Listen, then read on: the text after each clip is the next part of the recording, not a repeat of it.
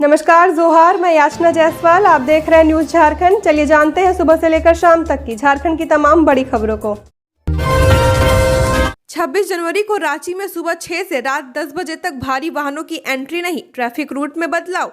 गणतंत्र दिवस को लेकर रांची के ट्रैफिक रूट में बदलाव किया गया है। राजधानी में शुक्रवार यानी कल सुबह 6 से रात 10 बजे तक भारी वाहनों की एंट्री बंद रहेगी। बड़े वाहन अपने गंतव्य स्थान तक बदले हुए रूट से पहुंचेंगे। वहीं समारोह स्थल के आसपास 14 ड्रॉप गेट बनाए गए हैं। बड़े वाहन इसी रूट से होकर जाएंगे। हालांकि इस दौरान छोटे वाहनों को पहले की तरह ही आवाजाही की इजाजत होगी। प्रभारी ट्रैफिक एसपी राजकुमार मेहता ने इसे लेकर आदेश जारी किया है। गौरतलब है कि गणतंत्र दिवस समारोह का आयोजन रांची के मोहराबादी मैदान में किया जाएगा। इसे लेकर सभी ट्रैफिक पुलिस कर्मियों को कल समय पर अपने प्रतिनियुक्त स्थान पर तैनात रहने का निर्देश दिया गया है। जेपीएससी सिविल सेवा परीक्षा में अभ्यर्थियों को 7 वर्ष की छूट, इन्हें मिलेगा लाभ। झारखंड लोक सेवा आयोग की ओर से आयोजित सिविल सेवा परीक्षा में 7 साल की छूट दी जाएगी। राज्य सरकार ने 11वीं जेपीएससी परीक्षा के लिए न्यूनतम एवं अधिकतम उम्र सीमा में 7 साल की छूट दी है। इसके मुताबिक 11वीं जेपीएससी परीक्षा में अधिकतम उम्र की गिनती अगस्त 2017 की तिथि से की जाएगी, जबकि न्यूनतम उम्र की गणना 1 अगस्त 2024 की तिथि से होगी। इस प्रकार सभी को 7 की छूट अवश्य मिलेगी। गौरतलब है कि हेमंत सोरेन की अध्यक्षता में हुई कैबिनेट की बैठक में इस पर निर्णय लिया गया। 24 जनवरी को हुई बैठक में कुल 25 प्रस्तावों को मंजूरी दी गई है। इस दौरान राज्य सरकार ने माना कि झारखंड गठन के 23 साल हो गए हैं, लेकिन अब तक जेपीएससी द्वारा 7 बार में 10 परीक्षा ही ली गई है, जबकि अब तक 20 से 22 प्रतियोगी परीक्षा का आयोजन हो जाना चाहिए था। राष्ट्रीय मतदाता दिवस पर रांची के अधिकारियों व कर्मचारियों ने ली शपथ। जिला निर्वाचन पदाधिकारी सह उपायुक्त राहुल कुमार सिन्हा द्वारा समाहरणालय ब्लॉक 1 के कमरा संख्या 207 में राष्ट्रीय मतदाता दिवस के अवसर पर शपथ कार्यक्रम का आयोजन किया गया। इसमें अधिकारियों व कर्मचारियों ने शपथ ली। गणतंत्र दिवस पर कैसा रहेगा झारखंड का मौसम, आईएमडी ने दिया अपडेट। गणतंत्र दिवस पर झारखंड का मौसम कैसा रहेगा, इस पर भारतीय मौसम विज्ञान विभाग आईएमडी का अपडेट आ चुका है। आईएमडी के रांची स्थित मौसम केंद्र ने बताया कि अगले 2 दिन में न्यूनतम तापमान में 2 से 4 डिग्री तक की गिरावट दर्ज की जाएगी, खासकर दक्षिणी और उससे सटे मध्य झारखंड में। इसके बाद 3 दिन तक तापमान में किसी बड़े बदलाव के संकेत नहीं है, यानी अगले 3 दिनों तक झारखंड में लोगों को शीतलहर से राहत नहीं मिलने वाली। मौसम विभाग ने यह भी बताया है कि 25 जनवरी से 28 जनवरी तक राज्य में कोहरा छाया रहेगा, खासकर सुबह में।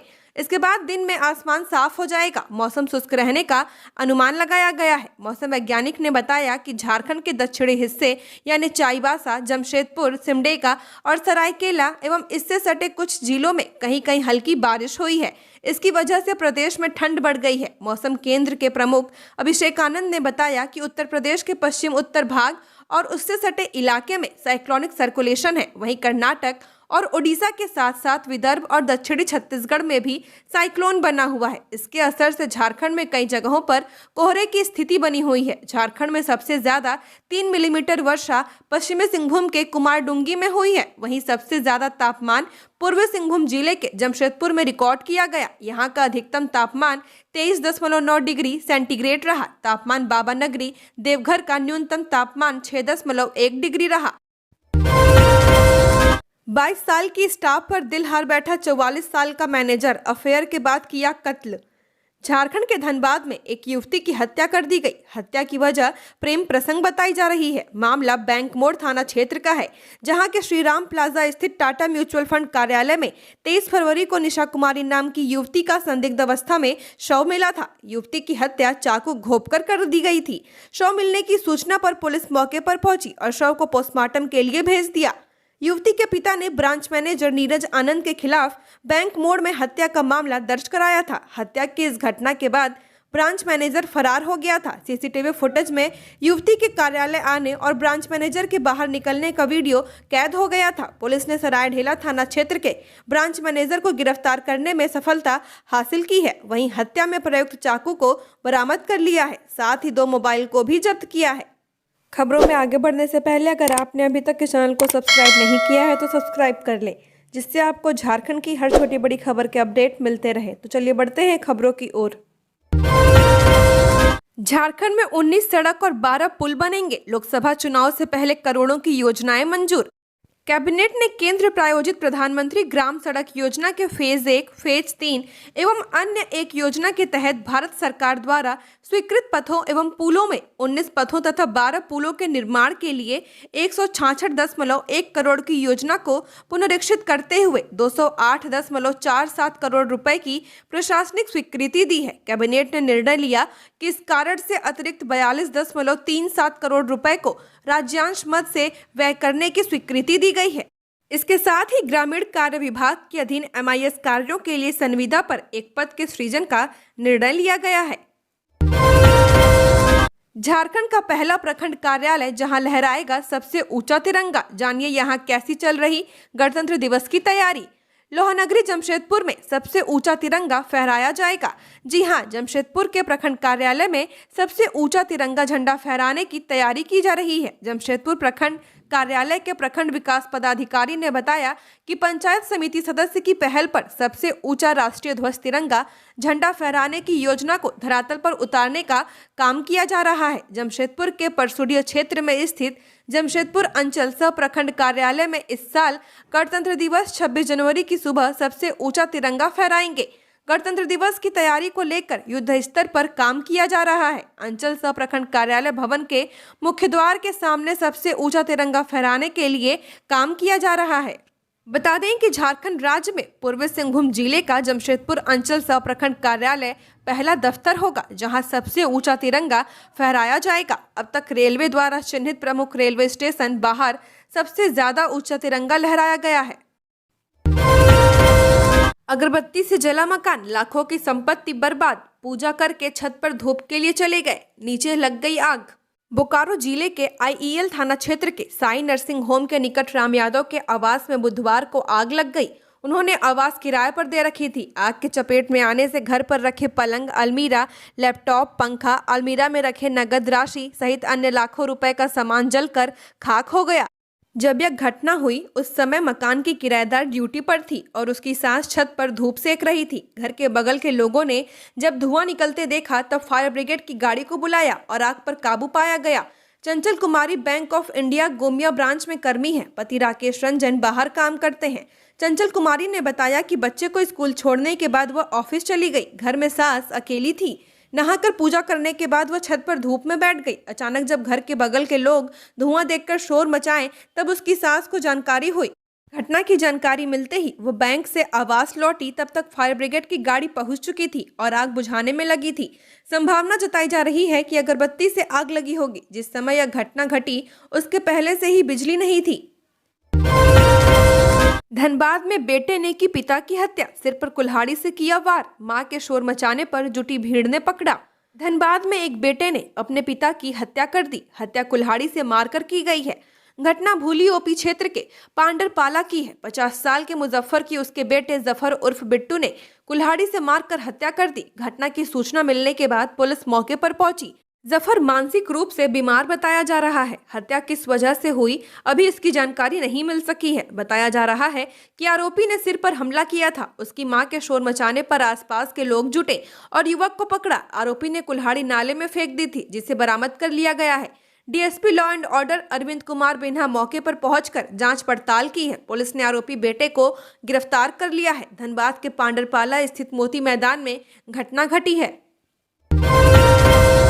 धनबाद में एक ही दिन PM CM की सभा। 4 फरवरी को आएंगे मोदी, हेमंत भी करेंगे जनसभा। राहुल की न्याय यात्रा भी यहां से गुजरेगी। झारखंड का धनबाद जिला अचानक से राजनीति का सेंटर बनता दिख रहा है। 4 फरवरी को प्रधानमंत्री नरेंद्र मोदी धनबाद आ रहे हैं। इसी दिन मुख्यमंत्री हेमंत सोरेन की भी धनबाद में सभा है। एक ही दिन में PM और CM दोनों जनसभा कर अपनी राजनीतिक शक्ति का प्रदर्शन करेंगे। इतना ही नहीं, इसके 4-5 दिन बाद राहुल गांधी अपनी न्याय यात्रा के दौरान धनबाद पहुंचेंगे। यानी धनबाद में फरवरी के एक सप्ताह राजनीतिक तौर पर गहमागहमी ज्यादा रहेगी। हालांकि 11 फरवरी को प्रधानमंत्री नरेंद्र मोदी के रांची आगमन की भी चर्चा तेज है। माना जा रहा है कि झारखंड में लोकसभा चुनाव का बिगुल भी PM इस रैली के जरिए फूकेंगे। एक ही दिन कार्यक्रम होने से भाजपा और झामुमो समर्थकों के बीच टकराव की भी आशंका है। दोनों दलों के कार्यकर्ता सतर्क हैं।